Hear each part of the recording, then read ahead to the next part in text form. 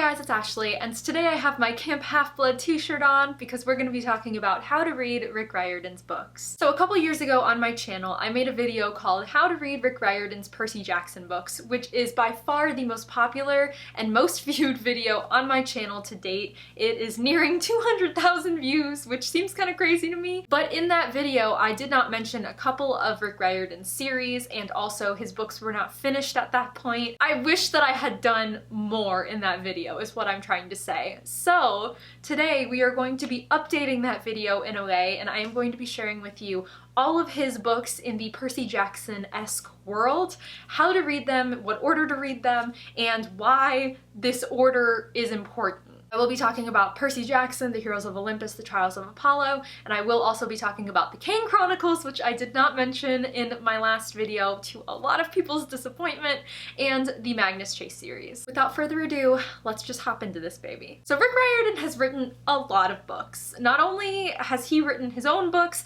he's also gone on to publish a lot of other people's books about mythology, so there's just a lot of things with Rick Riordan's name on them. In this book, we're going to only be focusing on the series that I mentioned in the beginning, which are the books that he has written in this world. To date, by the way, I don't know what he's working on in the future, but these are just the books that he's written to date. If you are a complete beginner to his books and you have absolutely no idea where to start, the absolute best place to begin is the Percy Jackson and the Olympians series. This was his first ever series that he wrote in this world. This is the series that started it all, and the Heroes of Olympus and Trials of Apollo events only happen after what happens in this story. These characters are also followed in a lot of the other books that he's written, or they make cameo appearances, so starting with this series is going to be the utmost importance to jumping into his world. If you want to hop into the Heroes of Olympus first, by all means, you do you, but you will not know the backstory behind Camp Half-Blood, you will not know Percy as a character, Annabeth, you know, Nico, people that you meet in this series that you will see again in the Heroes of Olympus, which is why I always recommend that people start with the Percy Jackson series. So this series, Percy Jackson and the Olympians, is 110% middle grade. It's got all of the funny humor and all of the childish antics that happen in this book,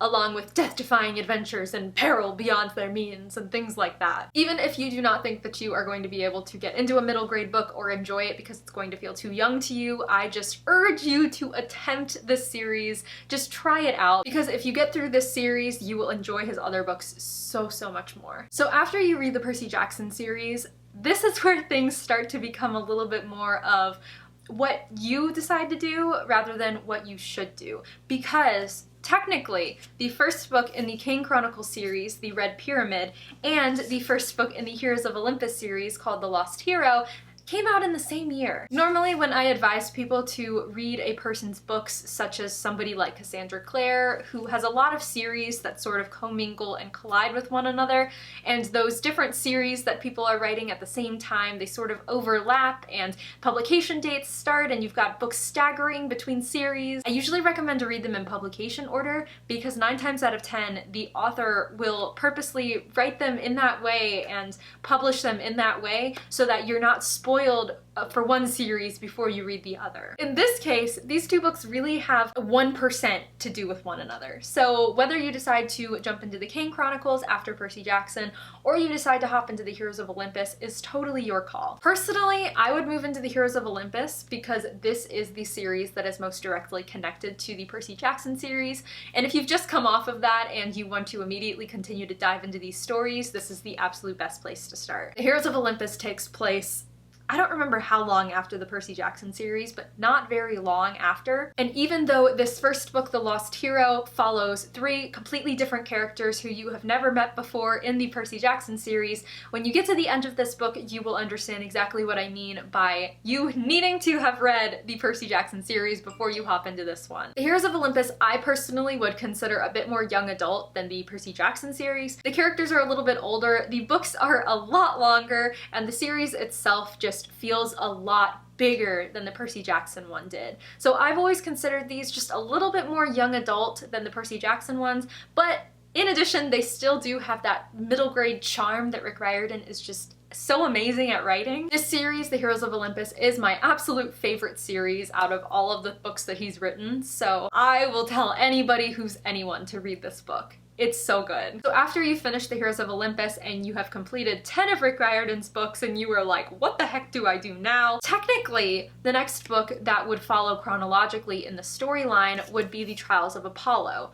But I would highly encourage you not to pick these ones up just yet, and instead I would go for the King Chronicles. The King Chronicles follows two different characters, Sadie and Carter, and they stem from Egyptian mythology. So these three books follows a completely different pantheon of gods, a different story, different characters, different everything. But the reason that I would suggest picking these books up before you should pick up the other two series that he's written is because these actually also have short stories that feature King Chronicles, Percy Jackson crossover. Since you've just come off of reading books with nothing but Percy and adventures and things like that, hopping into a series that is everything except for that is going to be a little difficult, or not difficult, but just a bit different than what you've been used to reading for the past 10 books. But luckily you have these short stories that feature those crossovers that will give you just a little bit of Percy love that you need to keep yourself going. Whereas the Magnus Chase series does have some sort of tie back to the Percy Jackson world, these books are actually like completely separate from the Percy world in general. Carter and Sadie have absolutely nothing to do with Percy Jackson and the Greek gods and that sort of thing,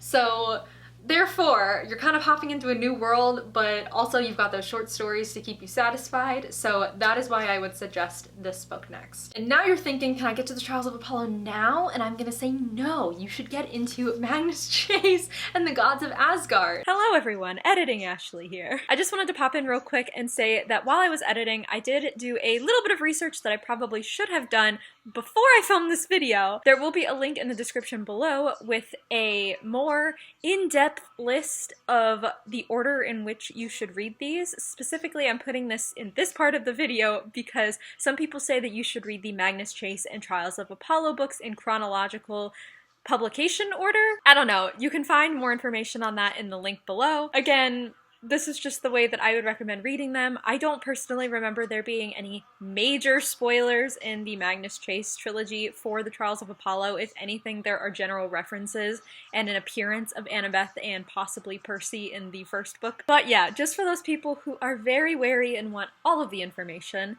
check that link in the description. It will give you all short stories, all crossovers, all everything.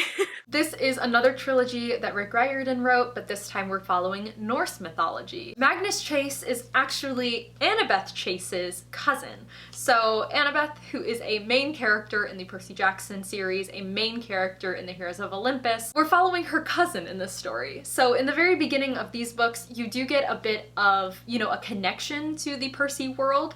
You don't feel so completely lost from it, even though again, we're following a different pantheon of gods, we're following different characters and things like that. These books, again, have that same wonderful humor that you are so used to reading if you've already read this many books, and these ones are so wonderful. There's so much diversity in all of these books, but I just remember reading this series and being like, wow, yeah, there's just so much happening in terms of diverse characters and just everything that you want to read about in a fun, energetic story is here. It's here, it's here, it's here, it's here. I feel like a lot of people write off the King Chronicles and the Magnus Chase series as just sort of side series that have nothing to do with the Percy Jackson world, because so many people are eager to read Percy Jackson or the Heroes of Olympus or the Trials of Apollo, and I just have to say, hold your horses.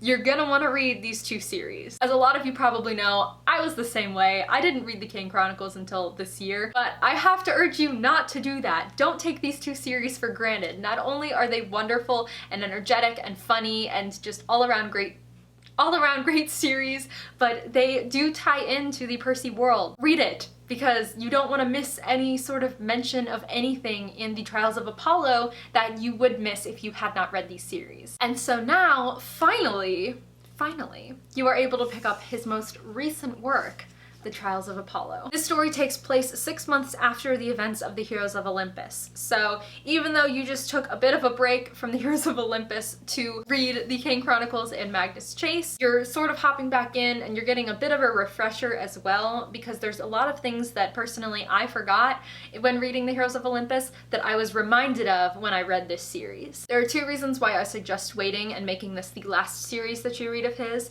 The first is because this is the last series that he wrote. Technically, they had published the first 2 books of this book and the last 2 books in the Magnus Chase series at the same time, so you could stagger them according to publication date if you really wanted to, but the final few books in this series just recently came out within the past year or 2. Therefore, this is the most recent series and should probably be the one that you get to last. In addition, Apollo in this series visits so many different people. He visits so many characters that you know and love from the Percy Jackson series, from the Heroes of Olympus. Every book follows him as he goes to different places and meets back up with different people. And if you have not read any of the books that come before this book, you will not understand anything that is happening. In addition, toward the very, very end in the last book, there is, I think, personally, sort of a tie-in for Magnus Chase and the King Chronicles into this book and potentially what could happen in the future. Everybody has been saying that this is technically the ending chapter of the Percy Jackson world slash like his stories. I've heard so much about how the Trials of Apollo sort of wraps up a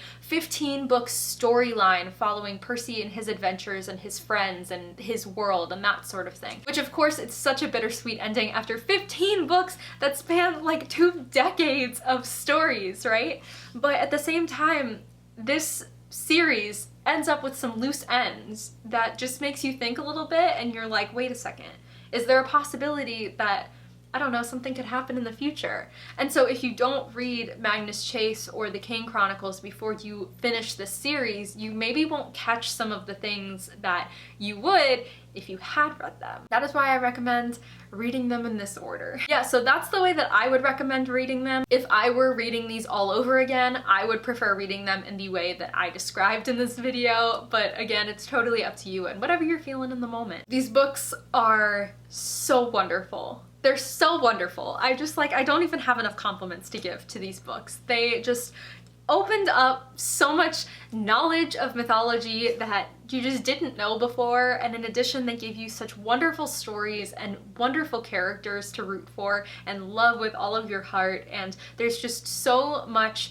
like coming together that Rick Riordan has done for fans of this series and of this world. So many things that just make me absolutely love him and the work that he's made, so like hats off to him. If I were wearing a hat, my hat would be off because he's amazing and I absolutely love him and his work. I am definitely missing things in this video, such as any sort of companion stories, training manuals. I know that Percy Jackson's Guide to Greek Gods and Greek Heroes, those massive books that you see in hardcover, I'm definitely missing those. I mean, I think that you can tell they're just, like I said, companions, so you obviously don't want to read any of those before you read the series that they are related to, but once you've read Percy Jackson, you can feel free to hop into anything that's related to Percy Jackson. I know that there is a Magnus Chase companion novel, so obviously read Magnus Chase before you get to the companion novel.